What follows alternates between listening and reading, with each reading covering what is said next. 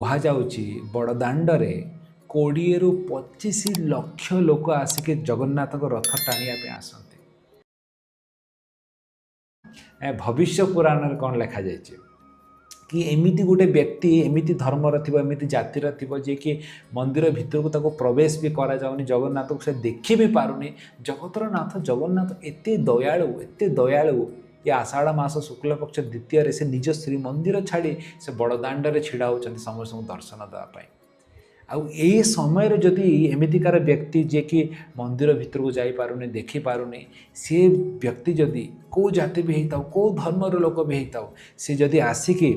रथयात्रार सामने जगन्नाथ को रथ उपर बसवा से दर्शन कला मात्र से भवसागर उद्धार है से विष्णु लोक जीव विष्णुकर तदी विष्णुकर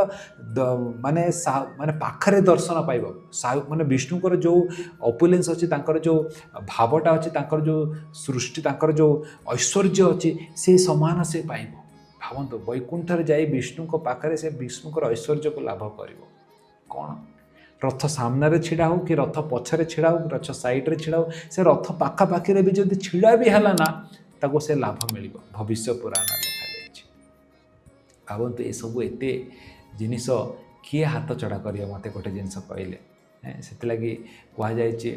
भगवान जगन्नाथ को दर्शन करने उचित रथ यात्रा समय केवे भी छाड़ा उचित नुहे।